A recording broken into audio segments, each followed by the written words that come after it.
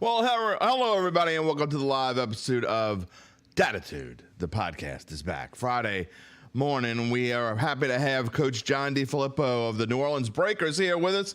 We're talking about some New Orleans football, boys and girls, not just the Saints. The Saints aren't the only game in town. We've got USFL action, and if you haven't watched it, it is absolutely worth watching.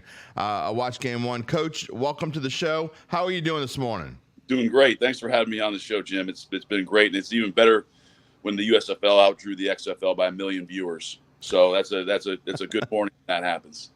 Absolutely. And, the first game against Pittsburgh last week, it was a lot of defense. Good thing we got a good field goal kicker because he was working his tail off last week against the Pittsburgh Maulers. And, Coach, just talk a little bit about the excitement that the season is finally underway. And I know it's been a long offseason to get ready for all this. What was it like to finally be out on the field? It was awesome. And our guys worked so hard during training camp and deserved that primetime audience, on FS1. They did a great job with the broadcast. And, we were lucky enough to pull that game out. We started slow offensively, in the first half, and then, turned it on in the second half. We pretty much scored on every drive in the second half we had, except for one where we got the ball on the 1 yard line and then pushed the ball past the 50 and flipped the field and chewed up a bunch of clock. So we played better in the second half. Our red zone, efficiency is not where we want it to be. 1 for 5 is not good enough. That is not championship level football. And so we have to be better. I love my man, Matt, our kicker. He's special teams player of the week. Matt Coughlin, he's an awesome kid. And he had a punt too, didn't he? Had to punt. Yeah, we lost Matt White, our special teams captain, early in the game, and he punted and did a great job. But I'll tell you, I don't want to see 5 field goal attempts again. I want a touchdown, baby. Well, the way your defense was playing, we were doing okay. All right, we never got into the topics of the show, but I think you can see what the topics of the show are here. Here we go. We're talking with Coach John DeFilippo about the USFL and just all kinds of good stuff with the league, and not just. We want to get to know Coach a little bit as well and know a little bit more about the Breakers. By the way, that's Vontae Diggs there. That is not John DeFilippo, obviously. And then we're going to have Luke Johnson on talking about the New Orleans Saints and their draft and what's going on. If you want to leave a comment or question, you can do so in your regular place here on YouTube or Facebook. Or if you're on Twitter, you can message me at Jim Derry Jr. Good morning, Jerry. Thanks for joining us. Jerry is one of our regulars, Coach. He's with us every week. All right, now I want to talk a little bit. I want to go back to the team in just a minute, but I want to talk about you because you have an interesting story. And you said this before we got on the air. You didn't realize this, that you have now been coaching football for half of your life as a 45-year-old. The life of a coach is not a glorious one as you're there sitting in a hotel room right now where you're staying right now for who knows how long. Yeah, I'm planning on being here till July 3rd because that's when the championship game is. So that's how I got brought enough stuff until July 3rd, and then I'm probably gonna run out of underwear. I got to go home. But yeah, so it is what it is. I'll tell you what, Daryl Johnston and his crew have done a great job here in the Birmingham hub, and we're comfortable. Our whole coaching staff is here in the Sheraton. Our offices are here. We play at Protective Stadium, which is right across the street. We practice at Protective and at Legion Field. Which is 10 minutes down the street. We jump on a bus and go practice there sometimes. It's a great setup here in Birmingham. The people of Birmingham have really welcomed us with open arms. But we're excited at some point down the road, hopefully sooner rather than later, we get down to New Orleans. Now, obviously, you've been to New Orleans for games and things like that as you were an offensive coordinator and a quarterback's coach and an offensive consultant with a few, I don't want to say a lot. That sounds bad. With quite a few NFL that's a lot. teams. Okay, it's a lot. It's okay to say a lot. But yeah. Have you spent time in New Orleans as just to enjoy it at all? Oh yeah. So a good buddy of mine I coach with, his wife and my family, we would vacation. We do Memorial Day and pick a different place in the country to go do an Airbnb, and we did New Orleans about probably 3 years ago, a year before COVID hits. And so it was awesome. We spent 3 full days in New Orleans. I've been down. My dad is in the profession too. I've been down for the Final Four a couple of times when Dad was at Kentucky. Okay. I've been to New Orleans a bunch. It's an amazing place. The food's incredible. The people are nice. Obviously, the atmosphere is amazing. So when you come down here for good, you need to make sure you bring some pants with that have an little extra girth to them, because it's probably gonna gain a few. I mean, you're gonna look like. I mean, I've lived here my entire life, and this is skinny. So yeah, it is what it is. Coach Keith Kastner, I think he's being a little tongue in cheek when he says he thought the Breakers are from New Orleans. Well, there's hope. There's hope. One of these days soon, we hope the Breakers are playing in New Orleans. Look, the league is doing what it can to get started, and I think they're doing a great job. They're putting a lot of money. Look, these broadcasts are putting a lot of money into all these things they're doing with the drones and talking to you guys during the game and the players during the game, and it's a different kind of broadcast. And look, once they get this started and people realize how good this league is, they are going to be back in New Orleans. We hope it's next year. We don't know, but you would love to play somewhere in New Orleans, wouldn't you? Absolutely. We'd love to get down there sooner than later. And like you said, Jim, it's the commitment that Fox and NBC have put into this league is awesome. There's more cameras at our games than there are for an NFL regular season game. And so, the viewership piece of this is very important to Fox and the way it looks.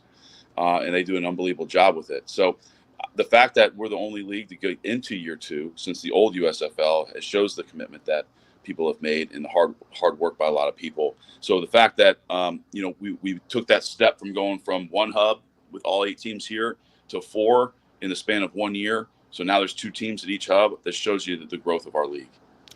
Now, Coach, I'm all over the place already. You can see I have a little bit of ADHD. It's okay. I want to go back to talking about you. I wanted to answer that question from Mr. Sure. Kastner there. But, you have an interesting story. Obviously you've coached so many. You've got to coach different players and in different cities and spent a lot of time in the NFL. Talk about your time in the NFL, and I'm assuming that one day you want to go back there. You took a year off from the NFL. You've had some interesting. You have a condition that we're going to talk about in a little bit, but tell me about your journey to here, and your time through the NFL and what you've learned from there. Yeah, I've been very fortunate. Spent 15 years in the NFL. Was fortunate enough to win a Super Bowl with the Eagles in 2017, the 2018 Super Bowl. So that was, you're at the top of the mountain in your profession. And I hope everyone, whether you're a doctor, an engineer, a radio personality, I hope at some point everyone gets to be at the top of the mountain in their profession, because it's really cool. It's really cool. And experienced a lot of highs, experienced a lot of lows. And that's today's NFL, whether you're a player, whether you're a coach, whether you're whatever in the NFL, an administrator, in personnel. There's a lot of things that are in your control and a lot of things that are outside of your control. And it's just the way it is in today's world. I enjoyed my time there. I learned a ton of football, got to be around a lot of great coaches, a lot of great players, and do a lot of cool things, call plays, a lot of cool things. Monday Night Football, amazing experience to coach in, call plays in. But I'll tell you what, I really am really enjoying my time here. I enjoy being the head coach. I enjoy saying, hey, you know what, the team looks tired today. Let's cut 4 plays of 7-on-7.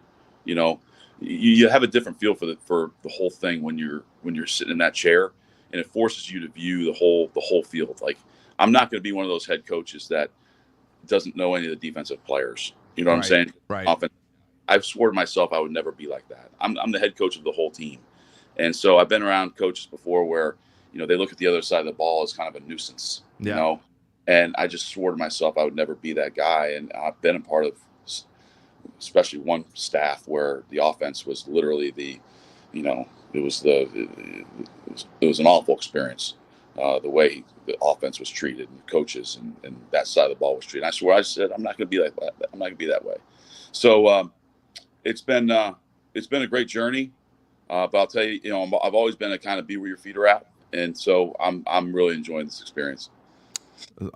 Speaking of your feet, that's a good segue into your condition. Now, I can't even pronounce the condition that you have right now. You have an autoimmune. What's it called? Ankylosing spondylitis. Say it one more time. Ankylosing spondylitis.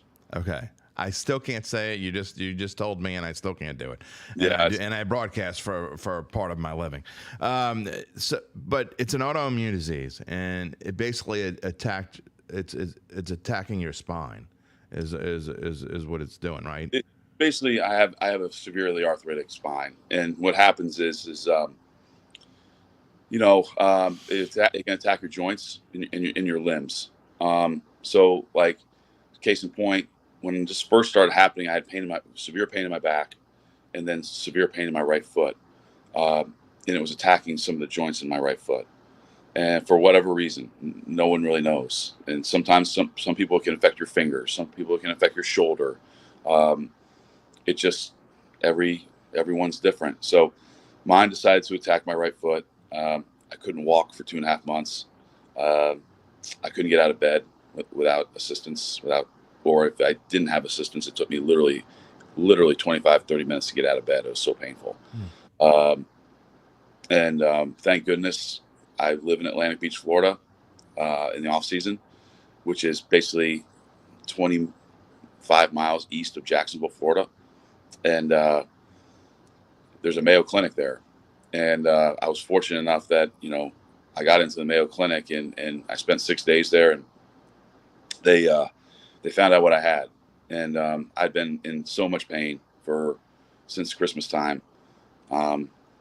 Been told I have this, been told I have that, been told I have this, and so finally they got me on the right path to being on the mend, and hopefully sooner than later I'll be able to do life activities. I don't think I'll ever be able to run again, like do those things. I don't think I'll ever be able to do that again. But I'll be able to take my daughter for a walk on the beach. I'll be able to, chase her around a little bit. I have a 2.5-year-old daughter.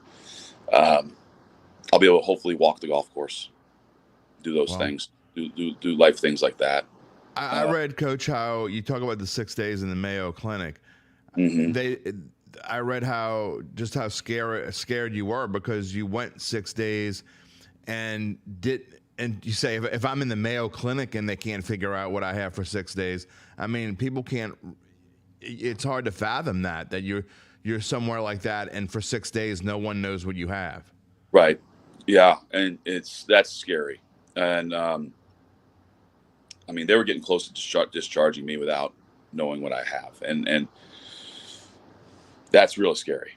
And so, luckily, the rheumatologist, Dr. Sullivan, and her team saw something on an MRI they didn't like, and there was a little on my pelvis. There was a little fuzzy gray area, and they went lower on my back to get the whole thing, and then that's when they saw the heavy inflammation in my pelvis and my spine and those things. And I've had 4 or 5 MRIs. One of them I was fully enclosed in the tube for over 2 hours. No, thanks.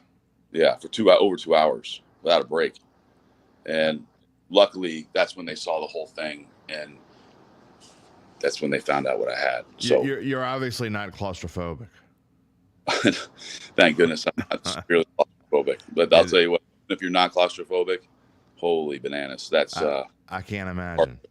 I mean, that thing's right on top of your face. Yeah, I know. I can't do it. I mean, they'd literally have to I wouldn't be able to do it. But a part of the broadcast, they were talking about it the other day, that you were determined that when you took the field, when your team took the field last week, that you were going to run out on the field no matter what it took.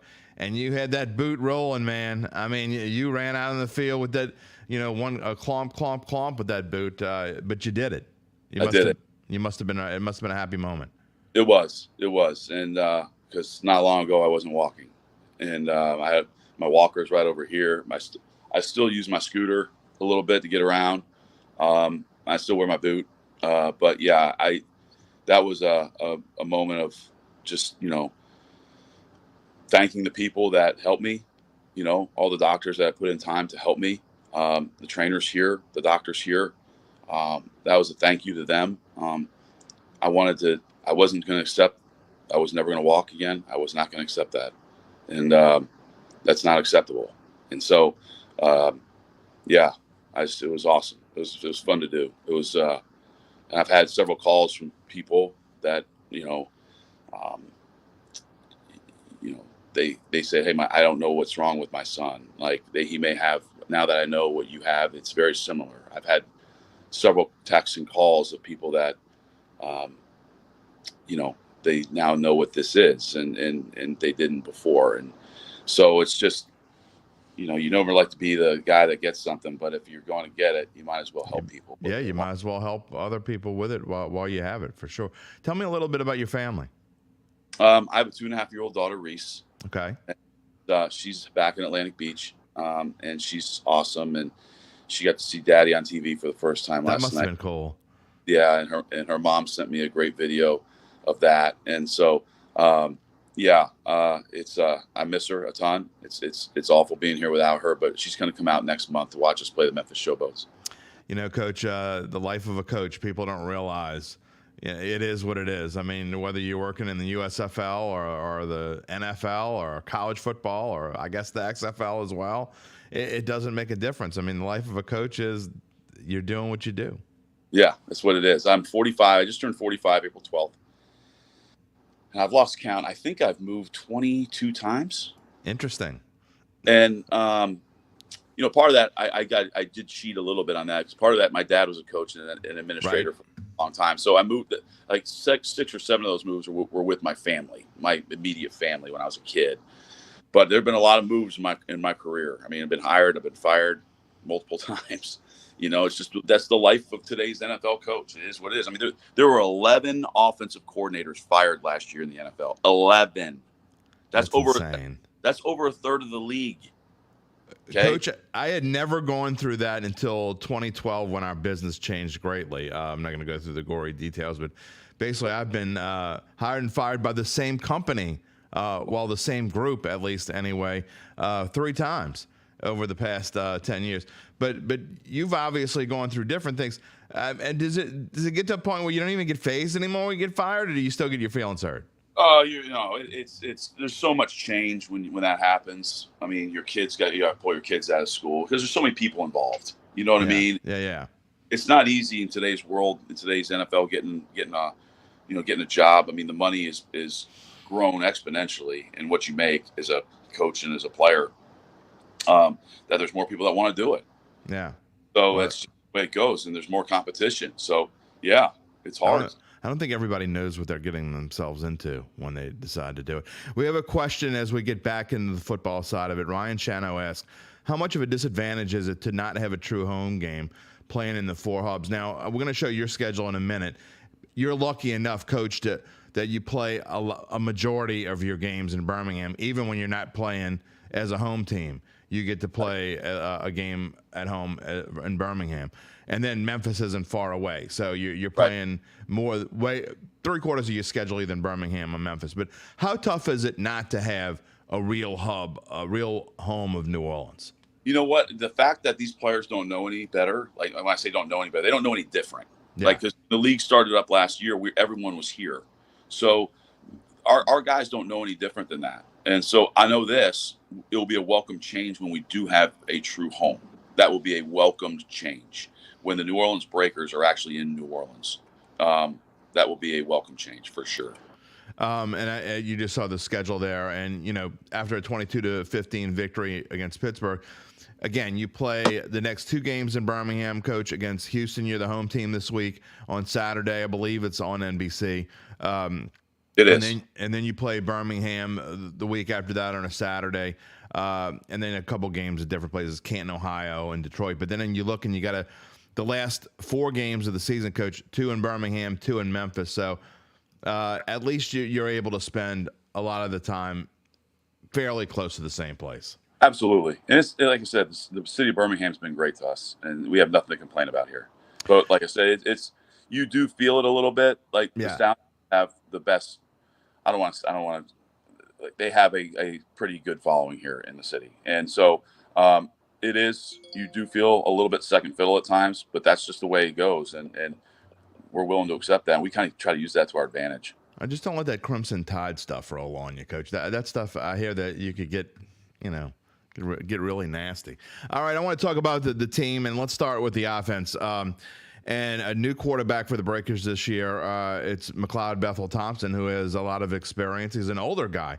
He's like, you're thinking when you get to the USFL, you're going to get these young guys who maybe didn't quite do it in the USFL or the CFL the first time or the NFL the first time, and they go to the CFL or whatever. No, McLeod Bethel Thompson's a little bit older. He's got a family. We saw his wife and daughter on TV the other day. And what's it like coaching a veteran in a league like this? It's been great. And, the fact that he's been around for so long, and what I mean by so long, he's been in a lot of systems. Yeah. He's been like that guy that got signed midweek to be the backup because somebody got hurt. He's been force-fed to learn offenses at a quick pace. So the fact that we had a 3-week training camp and no OTAs or no spring practice or anything like that, it didn't faze him one bit. And he knew exactly how to get himself ready. So it was great to have somebody that's been through something like that. Not once, but multiple times. And now you have a couple other quarterbacks, and I know you expect.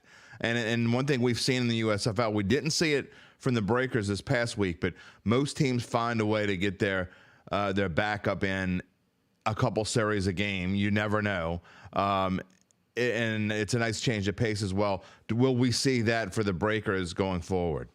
I don't like to give out any scheme on. Okay. But I know this. We all hope McLeod stays healthy all season. Yeah, well, I can imagine that. You obviously have some talent. A receiver, Johnny Dixon comes back, and I know everybody wants to talk about Johnny Dixon, but he is the guy that is kind of the lightning rod of this team. You never know when he's going to have like this explosive game or an explosive play. I mean, he can make things happen. Yes, he can. He's shifty. He's a great route runner. Knows how to set up routes. Explosive, and he's a pretty sure-handed guy. So, we're really excited about him. Coach, how long did it take you to get things together? And obviously, you started probably working on plays and different things before you even completely knew your personnel. But how long did it take you to feel comfortable? And again, someone who's moved 22 times, I guess it's not that hard to get adjusted. But getting to know these guys a little bit and getting a feel for what you wanted to do on offense. Pretty early on, there's enough base offense. You're going to run. I mean, you got to run something. So there's enough base offense. That's going to be in your plan to really get it hone in on what guys do well and what guys don't do well. So then you start to specialize after really day 3, day 4 installation of the base package. Then you can start getting into specifics on what guys do well. Is it tough not knowing? I mean, you go through this off season, and once you get to camp, I'm sure you're fine. But you don't know exactly what players you're going to have. Obviously, they all have different aspirations. They want to play in the NFL again, or some of them never have or never got a real chance and hope to. So how hard is it with the transition of player personnel? The hardest part about the whole personnel side of things is you're signing players you've never met. Yeah. You've never seen run in person. You've never seen catch in person. You've never seen tackle in person, throw in person, whatever their specific role is. You've never seen it. And unlike the NFL draft process where you go to the Senior Bowl, you see them at the combine, you interview them, you fly them in, you watch all kinds of game tape. I mean, there's a lot of guys that are in our league where, there's not a lot of tape out there on some of these guys. Yeah. So, I mean, you're doing anything. You're trying to go on YouTube. You're trying to do everything to find tape on these guys. So that's the hardest part is, you got to exhaust every little resource you have to find information on players, whereas the NFL is just so readily available to you. Jim Derry here on the Dattitude podcast on this Friday morning with USFL New Orleans Breakers coach John DeFilippo, and we're going to have Luke Johnson on in just a moment talking about the Saints and the draft coming up. Coach, talk a little bit about your defense. Obviously, right now, I know it may be hard for an offensive coach to say, but the strength of your team, they were last year, and I think you would admit that they are again. They played phenomenally, I thought, again last week. Let me tell you, as the head coach, I could care less what side of the ball is our strength. I could care less. I'm so thrilled with the defense that we have here. I think we're really well coached. I think we have good players. We have a good scheme. They played lights out the other night. That's the level that the expectation level is that's what they expect. Okay, that's what the coaches on that side of the ball expect. That's what the players expect. We spent a lot of time this offseason on our defense. and making sure that a lot of those guys were back. So I'm thrilled where we are defensively. We need to keep it going. Make sure we don't start reading our press clippings, how good we are, and keep doing that every week. And I know our leadership over there won't allow that to happen. Well, I think we talked about it for 10 weeks last year about how good they were defensively, and they certainly are. We talked about your kicker, and so you have the special teams. Now, before we let you go. I do want why should people watch, Coach, the USFL if they haven't watched it already? Why should they give the Breakers a chance? Because it's a great brand of football. America needs more football. Okay, where we are right now, and I'll tell you what, America needs more football, and football should be on TV all year round. Because football is the ultimate team game. It's team before self, and our world needs a little bit more team before self right now. The major differences in the USFL between the NFL, obviously besides personnel, tell me about some of the rules. I know what they are, but I want you to tell me what you think the major different rules are. Well, the onside kick is the 4th and 12 from the minus 33, which is really a cool deal. That's really neat. Then we have a 3-point play from the 10-yard line.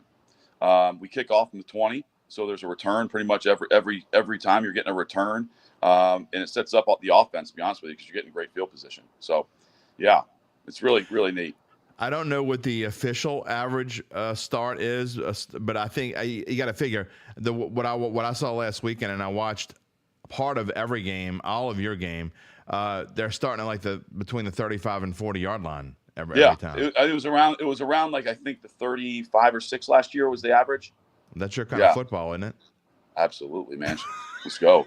Bombs away. Coach, thank you so much for taking a lot of time out this morning to talk to us here on the Dattitude podcast. And we are so excited. We hope we get to see you in New Orleans soon. We'd love it, and we'll be the first ones out there when you get here. I appreciate that. It means a lot, and we hope to see you guys sooner than later as well. All right, Coach. Thanks a lot. Have a good one. Coach See you guys. Coach John DeFilippo, and it's time to turn our attention to Luke Johnson and the Saints draft as we move on here on the Dattitude podcast. All right, Luke, how are you doing this morning? I'm doing great, man.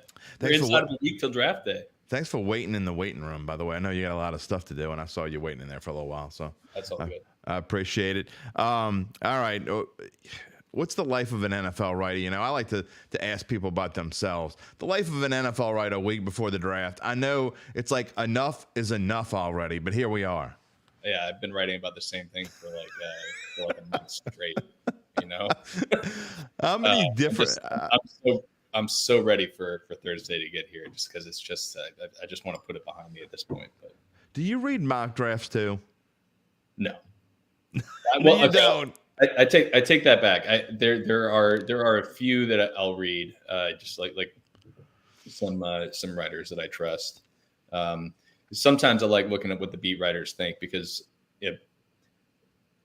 these national ones, I read ones that make picks for the Saints, and I'm like, the Saints would never pick that guy, right? Because I know, because I'm around them all the time. I know what they look for and all that. But you read the other beat writer mock drafts, and you're like, okay, well, they probably have a pretty good sense of what they like in players, and that's probably a little bit more my speed than reading like the Kuipers or whatever. And I've been saying this on shows for 2 weeks now. You can, if you want to believe the mock drafts, or you're just reading them for fun, or whatever they mean to you, fine. I mean, do whatever makes you happy, I guess. But here's the thing: the Saints don't have a clue on who they're drafting next Thursday in that first round. Tell me I'm wrong. No, yeah, I mean, you're absolutely right. I think they have a clue of who might be there. I think they have like a cloud of players who they're considering at that spot. But yeah, there could be somebody who's there that they are absolutely not expecting. Somebody could like fall into the low 20s, and they might be like, we didn't think that guy'd be there. Exactly. Let's package our third and fourth rounders to move up. Yeah, I mean, it's totally possible. The draft is so unpredictable. We see it every year. Every year, everybody's like, man, this player was a reach, or like Alontae Taylor last year, right? Right. Everybody had him as like 100%. like a day 3 pick. The Saints took him at number 49, and everybody's like, reach. And then he has guys like me said that.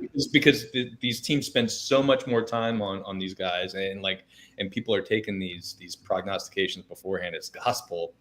When the Saints got a really, really good player at number 49. So I don't know. It's just so unpredictable, and you can't take what everybody says. This guy's a first rounder. This guy's a second to third round guy. Like they could take that. They could take the second and third round guy in the first round. They could take a first rounder in the second round, and he could flop. You just don't know. That's why the Saints have no idea what's coming on. Now, how do you go into Thursday night? Now, by the way, we're gonna have a live show.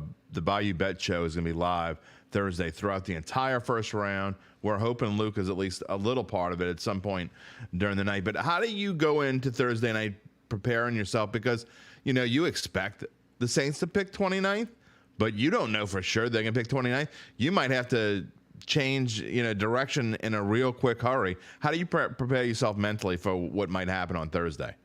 Well, I just think that as soon as the draft kind of starts getting into the early teens, I think you're going to be watching it just as like kind of a fan through the first probably hour of the draft while the top 10's going on, and looking to see what some of the rivals are doing. There's two division rivals obviously picking in the top 10. One of them has the number 1 pick. Right. So, you just kind of watch it. And then, as soon as it gets to probably like 12 or so, I mean, if you look just at like the Jimmy Johnson draft trade value chart, they could theoretically move up into the top 15 if they really wanted to. Right. It's like Jalen Carter falls out of the top 10, let's say. Right, a guy who's kind of a consensus top 3 talent in the draft, but he's got those off-field issues. Let's say he falls into the top 15. Like maybe the Saints are like, whatever, this guy's a generational player. We did not expect to have an opportunity here. Let's give up a bunch to go get him. I mean, it's plausible. It's possible. Absolutely. So I think once you kind of get to that stage of the draft, you have to just be ready to move. Like I'll have like a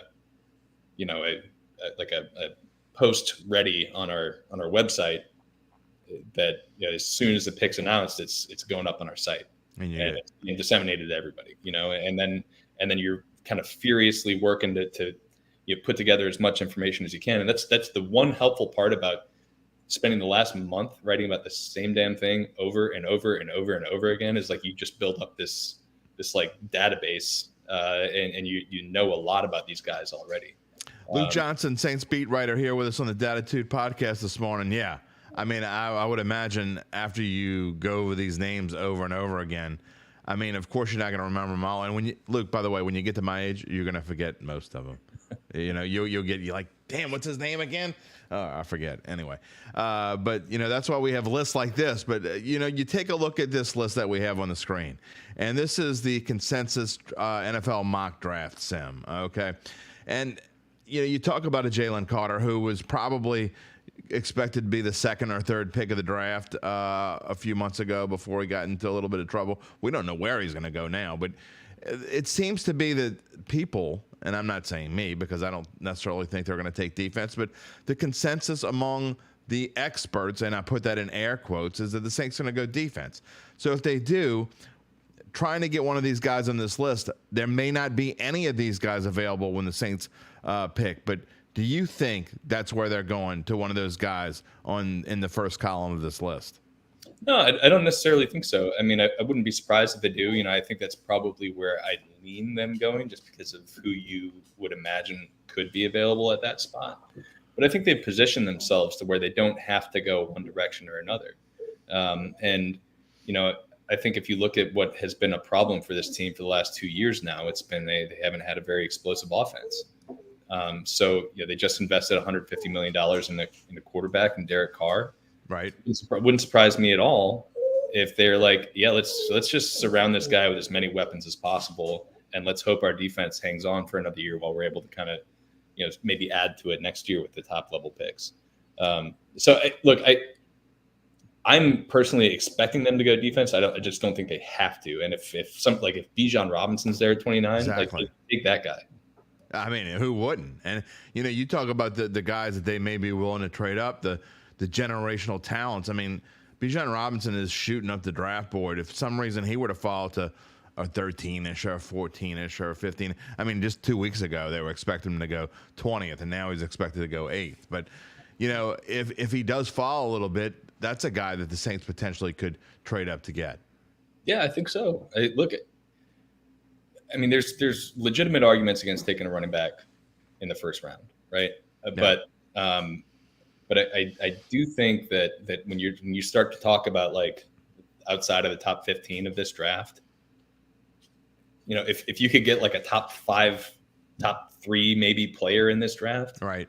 And somebody who could really add some juice to your offense at a position where it's still kind of a little bit of a need for you. Yeah, why wouldn't you? There's so many things he can do. And again, they just invested this huge pile of money in Derek Carr. Like, give that guy every tool possible to succeed. And if they don't, I mean, you look at some of these other names in the list, and the one that strikes me is Jahmyr Gibbs. He's a lot like Alvin Kamara in a sense. I think he runs a lot like the same. So I'm not sure that he would fit the Saints scheme, because you don't really want two of the same guys, I think. But you go down this list, and Tajay Spears is an interesting running back, and I don't know exactly how he's going to translate. Shane from Texas A&M, we all saw him run. He's got the power, and he's got different things. So I think one of those names on that list, I don't know who it's going to be, but I really think at least in the first 3 rounds, the Saints are going to draft a running back, because I think they know they have to, and I think it's going to be one of those names in that list. Yeah, I agree. I think Bijan Robinson is the only candidate for me in the first round. Right. I would consider, but Jahmyr Gibbs is a really, really strong option at 40 if he's there. I really like Zach Charbonnet, the UCLA running back. I think he could give them another big body power running back. I think maybe complement what they have already really well. I really like Roschon Johnson as well. He's kind of a guy who's maybe a little underrated in this draft, because he was playing in Bijan Robinson's shadow. Right. But he's another guy he's big, he's really athletic, he fits all these traits that the Saints like, and then on top of that, because he backed up Bijan Robinson, he has like no mileage on his legs. Right. And he wasn't even like a high school running back who they were counting on for 40 carries a game in high school. He was a high school quarterback. So I just think he's a guy who's like kind of a sneaky, like good target for the Saints maybe in round 3. I'm a little less sold on Ashane than some other people are, because although he's an absolute burner, he ran like a 4.32 at the combine. His other testing numbers were kind of mediocre, and he's a small back. So there's just like some things there that really don't align with what the Saints have kind of traditionally valued. Luke, there's one I always wanted to know, though. How does a guy named Charbonnet end up in California? Yeah, I don't know. I think he might be like a Arizona high school guy or something. Is he Arizona? I thought he was from Oregon. So I mean, I knew he was from the West. He's actually from the West. Yeah, like so it's not like he's from Louisiana and he transplanted himself over there. He's actually from that. Right. I kind of half expected his name to be pronounced like Charbonnet or something. Charbonnet. They just don't do the Charbonnet correct pronunciation when they're not in Louisiana. Oh, like Mark Melanson in exactly. Baseball. Like, what the hell is that? Berg Aaron instead of Bergeron. All right, enough of name playing. Look, besides running back, we also talk about, I think, wide receiver, offensive line, both of those positions I think are possibilities. And you look at some of the names in this list, obviously there are going to be some names that are gone. I mean, Smith and Jigba is going to be gone by the time the Saints draft. So is Quentin Johnson. And the first 3 names of the list on the offensive line are going to be gone as well. But it wouldn't be a surprising thing to see the Saints go in that direction either. And to me, I have this gut, I don't know if it's a gut feeling or whatever it is. Maybe it's heartburn. I think wide receiver would not be a surprise at all if they decided to draft a wide receiver. You wrote about it earlier this week. Michael Thomas insurance, maybe they do want that. And they're going to surround Derek Carr with every possible chance to succeed in this offense. And I wouldn't be surprised at all if they took a wide receiver. Yeah, me either. I think that translates to tight end too. I think it's they want to give him as many pass catching options as they can. And I think that they want to avoid players who are similar in skill set to Olave and Rashid Shaheed. And that kind of eliminates players like Jalen Hyatt or Zay Flowers. I think they're looking for another receiver or tight end who's somebody they can go to on third down in the red zone, a big-bodied chain mover who's going to haul in contested catches. So when you're looking at those kind of guys, you're looking at maybe like Cedric Tillman from Tennessee, who I really like. He might be a guy at number 40. I really like Jonathan Mingo from Ole Miss, about 6'1", 220. He didn't play in like a pass-heavy offense, but he still was really, really productive. He was a team captain. He fits a lot of the traits the Saints like. Super athlete. I like tight end Darnell Washington from Georgia.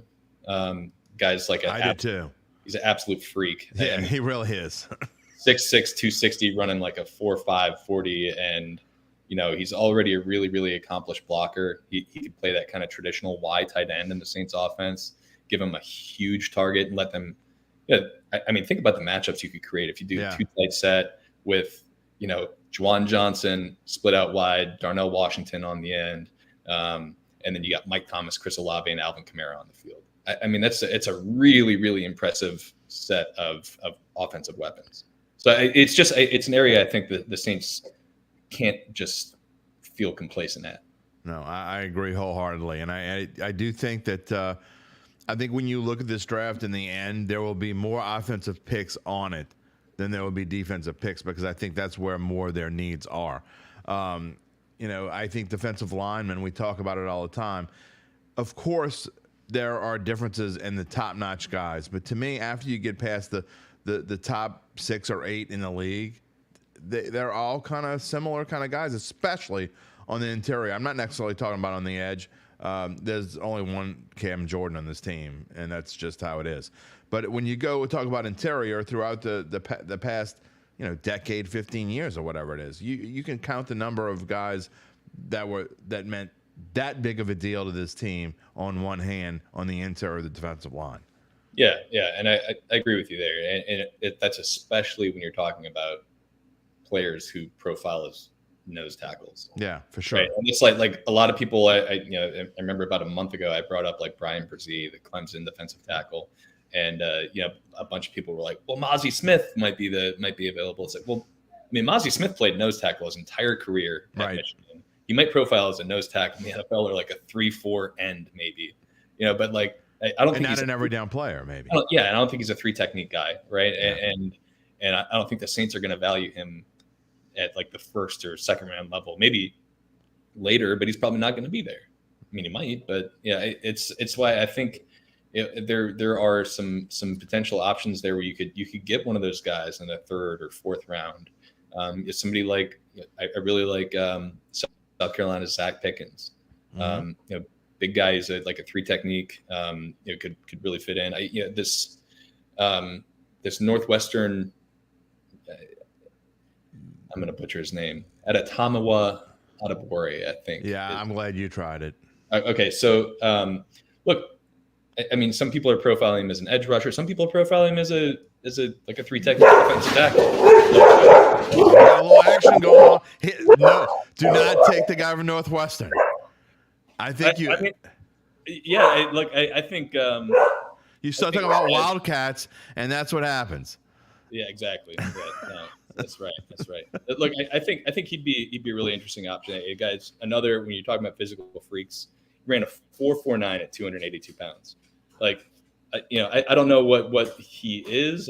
Maybe they take him and let him be like a sub rush guy on 3rd down from the inside, but I think there's a chance it could get like a special player, and there's all sorts of those guys that have a chance. They're just not sure things. I think that's okay with the defensive interior. All right, before we let you go, I know this. We know, except for last year, which it was weird because things kind of went according to the script. That doesn't happen. We know that the Saints are good for expect the unexpected. I mean, it's going to happen. People could say whatever they think the Saints are going to do, and you can think but who was it? Jim Moore that said you think but you really don't know, and you never will. I mean, that's kind of what the Saints are, right? I mean, you go in there and you'll be like, okay, we didn't see him picking this guy. I mean, that's more likely than not, right? Yes. Yeah. I mean, this is going to be, I think, my 5th or 6th draft covering the team. And there's been something every year where I was just like, what the hell? Yeah. Like a few years ago, I'm like, wait, who's Peyton Turner? You know, Exactly. I had no idea. We're still saying it. And that's another unfortunate topic. But yeah, it's true though. Like I don't think you can go into any Saints draft ever and be like, yeah, they're absolutely looking at this guy. Even though, kudos, like you said, kudos to Rod Walker, by the way, who last year in his mock draft nailed both Chris Olave and Trevor Penning. Yeah. But I just think that they the reason this is true is because they have their own beliefs and their own set of rankings. They don't go by what everybody else thinks. They go by what they think, and they go by what they prioritize. For defensive linemen, that's length. For across the board, it's athleticism and size. For quarterbacks, I think they could draft a quarterback this year, and they're going to place a premium on guys who, maybe are not like the super athletes, but guys who are athletic, who are accurate with the football, and guys who are processors. So they have traits that they prioritize, and they stick to their guns. They don't care what anybody else thinks. I think this is going to be, and maybe I'm spoiled because again, last year you kind of had an idea of what direction they were going in, but I think this is going to be one of the more fun drafts for those of us who don't have to write about it. I mean, now I have to do a show about it, but I can talk for 5 hours about, I don't know, tomato sauce. So, I mean, it doesn't make a difference. But to actually have to sit there and be prepared to write a story because you don't know what the hell you're going to have to write, that's a different story. So I can say that it's going to be a fun 5 hours. For you, maybe not so fun, my friend. It'd be kind of like watching, I don't know, the Brewers this year. Hey man, they're great this year. Look at them leading the Central. I think they got the tied for the best record in the NL. Well, I'm excited. I'm excited. And at least when I'm watching the Brewers, I'm not on deadline. That like I'm going to be next Thursday. So. Yeah, well, my Cubs have been up and down. They had a really good week, and then last night they gave up the salami late, but it is what it is. We'll be fighting back and forth all year long. I think we're actually going to be competitive this year, so that at least it'll be fun. Competitive and fun. Like the Cubs have been fun. It's kind of reminds me of like the early Rizzo days. So I agree. I think we're headed in that direction. Well, at least more fun than you're going to have next Thursday night. So. Come on, the draft is great. All right, just don't talk to me at like 10 o'clock at night when I'm trying to get a 500 or 600 word story done. Yeah, well, we're gonna make sure you get to come on the show, and we're probably gonna ask at the most inopportune time. So just be prepared for that. We'll talk to you next Thursday. Luke Johnson, thank you so much for being on Dattitude. Thanks, man. Thanks everybody else out there. As always, on the Dattitude podcast, you can see this show. You can hear my monologue. We'll add all this in, put it all together in one big bow. You can see it on wherever you get your podcast, Apple, Google, Stitcher, Spotify, wherever you get your podcast, you can find this. It'll be up around noon. We thank you for joining us. Next week, we're going to be on a special time on Thursday. On Thursday, it will be Jeff Duncan, and we'll be talking all about Saints and the NFL draft. Nothing else. Again, coming up next Thursday at 9:15 on all these same channels. We thank you for joining us, and we will see you next Thursday. Peace and love, my friends.